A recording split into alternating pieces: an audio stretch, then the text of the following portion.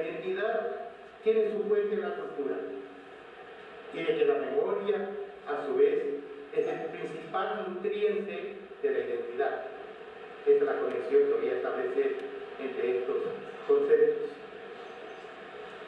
En la segunda parte, a modo de epílogo de corolario, avanzaremos algunas proposiciones de carácter más empírico que pueden ilustrar la pertinencia de estos tres conceptos centrales de la sociología de la cultura, para el estudio de las dinámicas culturales en las fronteras resultantes de la interacción compleja entre culturas desiguales en términos de poder y de estatus. La cultura. Comencemos entonces por el concepto de cultura. Ahí tiene un primer esquema ahí pedagógico que pueden leer. No voy a desarrollar, por supuesto, aquí todo el proceso de formación histórica de este concepto. El concepto de cultura, como muchos de los conceptos en ciencias sociales, es un concepto construido. Nosotros usamos estos conceptos en la medida en que sea útil para analizar el objeto de estudio que nos proponemos. Que se trata de un concepto construido. Y el que tiene hegemonía hasta ahora es lo que suele llamarse la concepción simbólica de la cultura. Es decir, la concepción que identifica la cultura con la organización de los significados. Los significados. Hay un antropólogo que fue el que inició esta nueva fase, esta concepción simbólica de la cultura, se llama Clifford Gale, que hablaba de que la cultura era una telaraña de significados dentro de la cual nosotros nos encontramos, nosotros tejemos nuestra propia telaraña de significados y estamos adentro. Así que son estructuras de significación.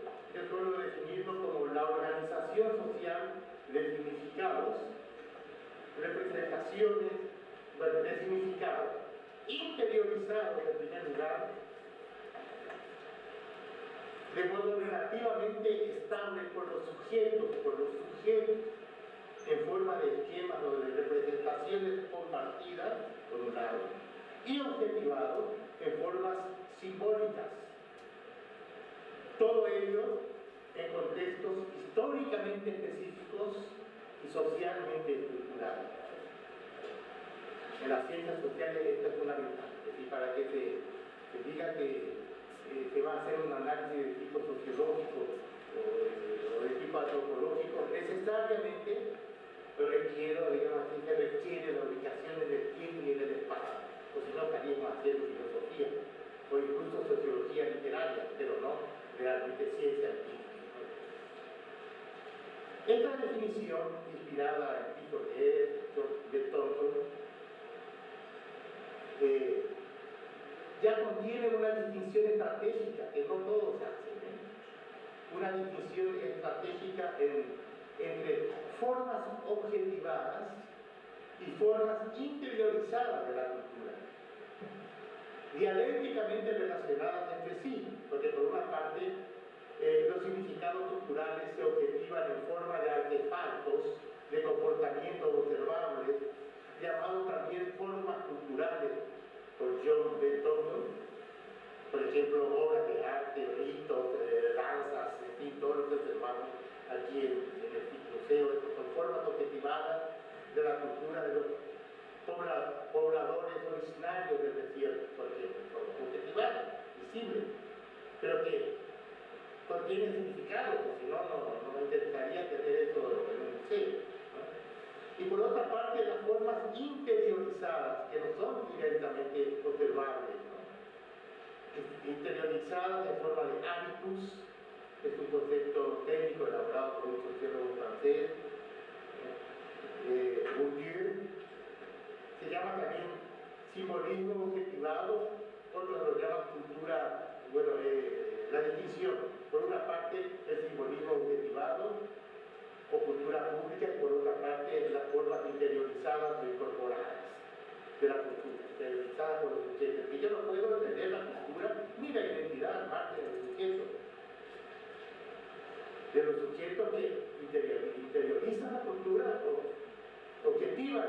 significados afuera en forma de obra de arte, en forma de elementos observables. Hay una antropóloga americana que habla de culture in persons, de cultura en la persona y cultura pública.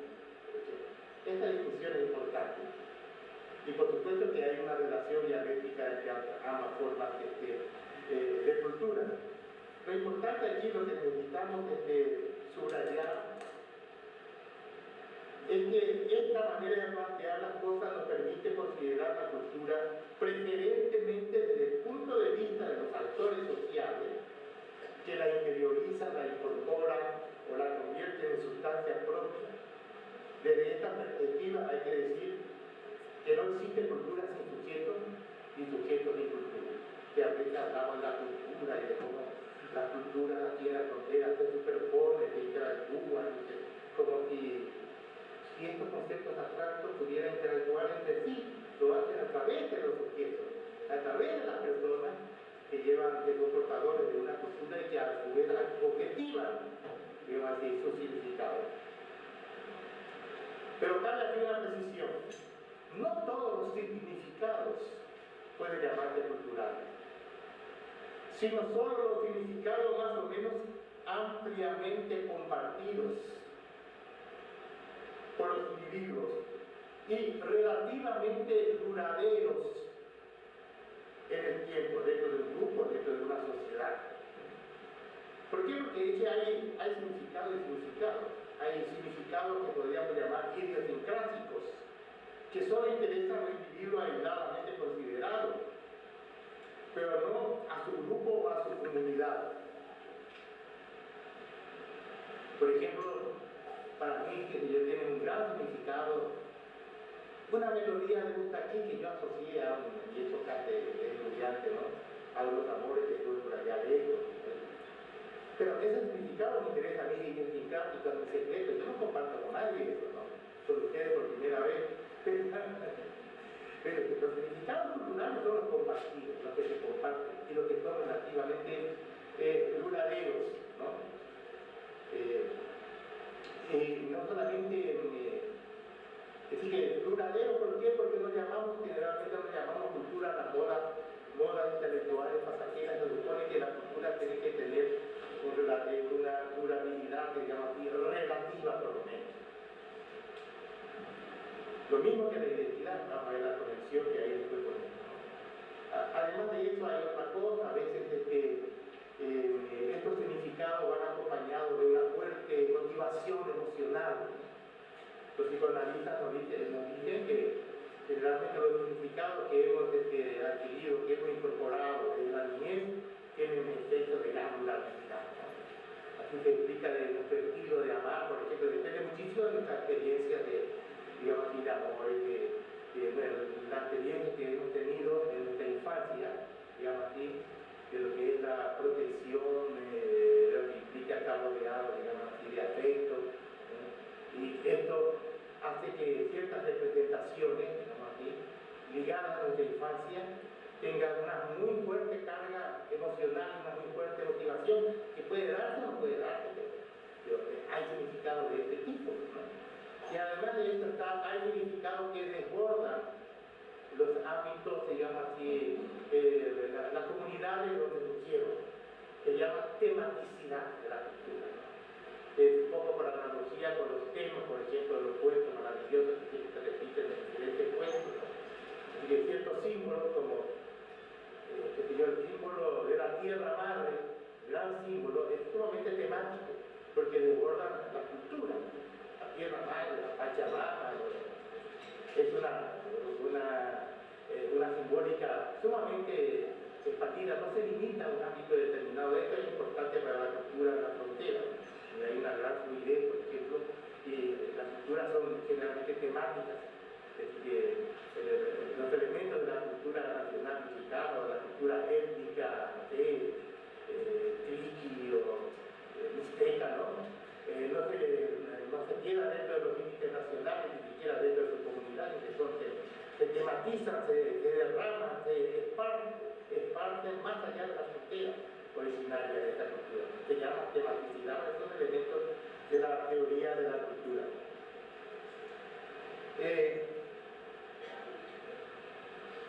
Por otra parte, la cultura no debe entenderse nunca como un repertorio homogéneo, estático e inmodificable.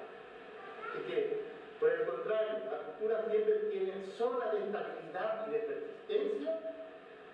Algunas zonas, por ejemplo, las que tienen una fuerte áreas de fuerte motilidad y motivación, son una de ellas.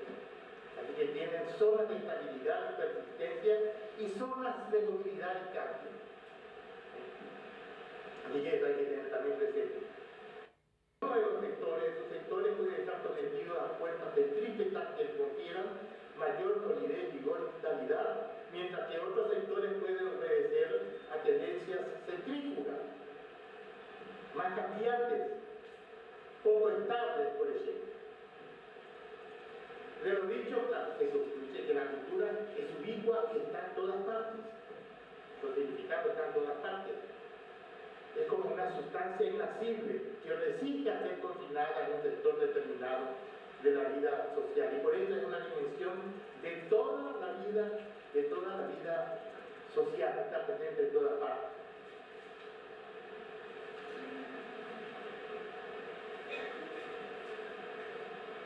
Dice un sociólogo suizo que la cultura penetra todos los aspectos de la sociedad, de la economía a la política, de la alimentación a la sexualidad, de las artes a la tecnología, de la salud a la religión. Es lo que suele llamarse transversalidad de la cultura. Y esto deberíamos hacer entender esto a los gobiernos que han encargado de las políticas regionales y la agricultura, ¿no? Que generalmente menosprecian la cultura y lo último que sobra el presupuesto va a la cultura. Primero economía, después digamos, política y lo último que sobre es la cultura, porque piensan que la cultura es una categoría residual, ¿no? Piensan que es algo así como un adorno cuando se han satisfecho todas las necesidades fundamentales, último lugar la cultura. Y no te das cuenta de eso. Que lo mejor nosotros tenemos la culpa porque nosotros hacemos entender el papel fundamental, digamos así, de la cultura,